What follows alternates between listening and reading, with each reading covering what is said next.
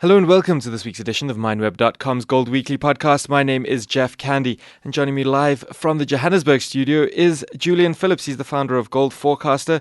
Julian, thank you for joining us. That's my pleasure. We're seeing a lot of, chaos, I suppose, is a kind way of putting it, going on in Europe at the moment. There's a lot of toing and froing between Angela Merkel and Nicolas Sarkozy and the rest of the European Union leaders trying to sort out basically the future of the euro and the future of the eurozone. They made a commitment to have a deal done by the end of the month. It looked likely to happen. It looks slightly less likely now, given what we saw over the weekend. What is your view, and what is it likely to mean for gold prices?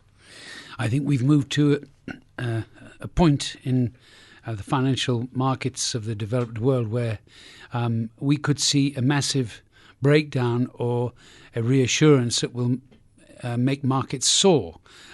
Angela Merkel, the concept of a politician now deciding the fate of future financial patterns, is really frightening in itself, because there's a major conflict of interest, and where the joining of these two forces has been a source of worry since the credit crunch, and particularly so in the Eurozone in the last 18 months.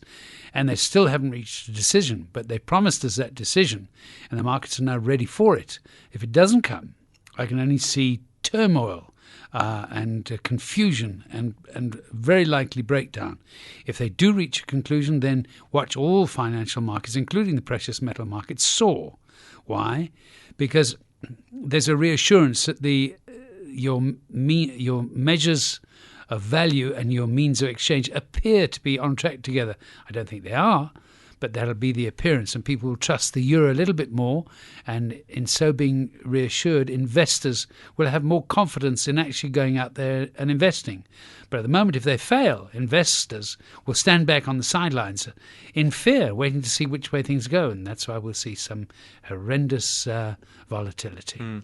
If they do reach an agreement, but it's perhaps not what markets are looking for, will we reach some unhappy middle ground, do you think? I think at first the breakdown of confidence will be really destructive. I think that the whole world will now watch to see what financial tsunami comes out of it all. I don't think Greece will fall. I believe they are being given their next tranche, and I believe that a solution will be found for them. But imagine for a second that they were not to get that. What alternatives? For the euro to retain any form of confidence, they will have to ask Greece to leave. Greece will then be forced into a two-tier drachma, one to hold back capital from fleeing the country, and the other to try and keep a semblance of orderliness in the foreign exchange through a sort of commercial drachma.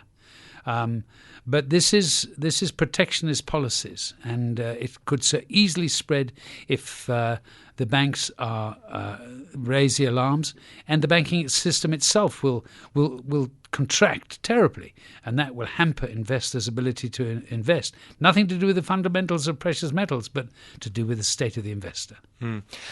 In terms of that, and looking at the notion of the safe haven qualities of gold, a lot of commentators have said, well, why isn't gold higher than it is, given the turmoil that we're seeing at the moment? What is holding it back? Well, two things. The nature of the investor, whether it be a central bank or an Asian investor, is a slow accumulation of gold as in line with his savings. For the central bank, as the volume is offered, so they'll take it. They won't chase prices. They won't follow them. They'll just wait for the offer of volumes, and they'll take what volumes are offered to them. The price then becomes a secondary factor, because they don't buy to make a profit. They buy for that rainy day. So now that's on the east side of the world and the central banking side of the world. Look westward, what have you got? You've got enough speculative surf on the shores of the markets to create this turmoil we're seeing at the moment. And conservative investors tend to hold back and take advantage of that turmoil where they can. So I would take one's focus off the gold price per se and look at the accumulation of gold by the big players. And that is a sort of tidal effect. And you won't see it in the waves, but you will see it over time, as we've seen since the year 2005 in particular. I know at that time and sort of toward 06, 07, there was a lot of talk about the fact that gold prices had gone up on the back of investment buying, and when that came off, there was a doubt as to whether or not the likes of the East and the jewelry buyers could come back into the market in sufficient volumes to maintain those prices. That seems now an outdated argument, but are we likely to see investment demand coming off at all? From the East, from the emerging world, and from central banks, no, I don't think so. I don't think it's got anything to do, as I say, with the price. It's in their culture in the East. They buy gold for financial security. Fathers give it to their daughters in India for financial security. So the price per se is irrelevant.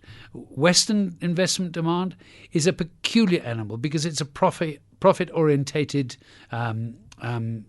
item. And if you look at George Soros's behavior, he's typical of the Western concept of investing. He bought the gold bullion, then he switched into gold shares. He's there, but he doesn't make a big fuss of it, but he thinks in terms of profit in dollars, not in terms of holding gold against any eventual breakdown. He was holding it against deflation, not against inflation. He might well come back to the market if these talks break down now, because deflation will certainly be back on the table.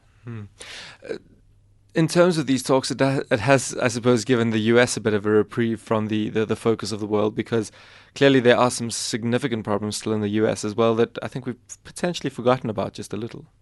Yes, and I think that, to be quite frank, what the euro is going through now is what the US will go through some way down the road. They have the advantage of fiscal union. They have the disadvantage of an emasculated government. And while that persists, how can one have faith in the dollar? But it's the means of exchange. It's the way you pay for oil. And as such, it's the tree trunk of the entire currency system. So it will continue to stand as a means of exchange, not as a measure of value. And the measure of value concept is the one that gold will follow. And I have no doubt that at some time in the near future, as we see gold being pulled in to the system by commercial banks and by emerging central banks, that there will be a time when they'll have to reconsider the concept of bringing gold back into reserves in the developed world. And the concept of confiscation will rise from the ashes, as we saw it in 1933. Don't be surprised if, as a basis for collateral for international dealings, gold becomes as desirable as it was then. Julian, to play devil's advocate, to play devil's advocate for a second, there seem to be a very large number of positive boosting factors, I suppose, for the gold price over the longer term. What could lead it to come down? I think this investor meltdown is the biggest danger. I think the very contraction of banking, they talked about 2 trillion euro contraction of European banks over the next few years in line with new regulations. I think the concept of leveraging your investments will quickly fade as investors become fearful of just what lies ahead. I think that's the biggest danger. Again, nothing to do with gold's fundamentals, but to do with a developed world, change of culture from debt-related profit-making to the old-fashioned conservative one. Just as they won't buy shares for capital gain per se, they'll look for dividend, for cash flow, and then justify a capital gain through the payment of shareholders. The shareholder and the investor is going to become the focal point of the shape of the markets in the developed world, I believe, not the fundamentals that played such a rosy part in past days. What does that mean for gold shares, which have traditionally traded at quite a significant premium to the rest of the market, but have significantly lagged the bullion price of late?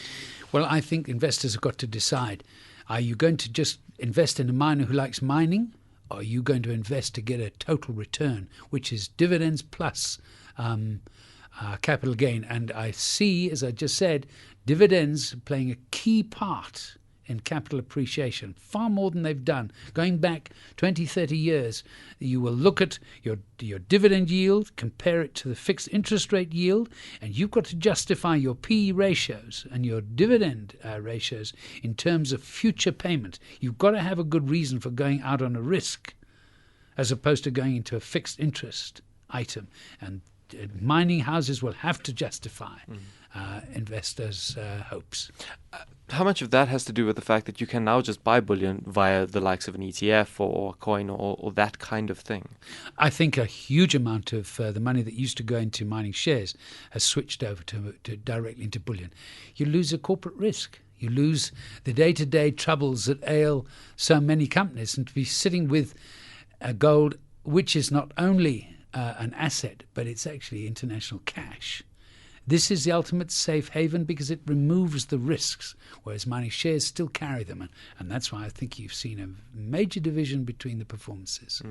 We are seeing the quarterlies beginning to come through from the gold shares. What are you expecting, and are you likely to see a re-rating, do you think? I think, yes, I think people are going to be very pleasantly surprised with what's coming through. But as I say, I think they're going to look to see how they, as shareholders, will be rewarded by the mining companies. If they're not, then watch those prices lag. Julian, just to close off with, then, if we take what you've said about what's been going on in Europe, what's been going on in the US as well, how do you see, I suppose, at one level, the race to the bottom in terms of currencies and what that means for gold? I think we're at almost a watershed. I mean, do you price gold? Is the dollar price really the price of gold, or is the gold the price of the dollar? And that is at a seesaw tipping point. Do you trust the dollar in terms of that value? I don't think people do. I think there's been such damage to confidence that what has been a major underlying trend will continue in terms of gold rising worldwide, because now it's a global item, whereas 10 years ago it's very much a developed world item. What do you make of where the gold-silver ratio is at this stage, and is it something you follow? Yes, that is something that frightens the life out of me at the moment, because if I look at my particular favourite charts, silver, unless it holds tight to this relationship with gold, looks horrendous. Gold looks far better on the same basis. But nevertheless, I think silver will be the long shadow of gold for a long time to come. And because of its monetary value, you might well see it overcoming this recent meltdown and its prospects being far, far greater than gold itself in the years to come. Why do you say it looks horrendous if it doesn't do that? Technically, it's had such a spectacular rise, and the shape of its chart, there are a lot of gaps. So it could easily rush down to fill those gaps, but that doesn't detract from its good fundamentals. Julian Phillips is the founder of Goldforecaster, and that's it for this week's edition of MineWeb.com's Gold Weekly podcast. From me, Jeff Candy, thanks for listening, and please join us again next week.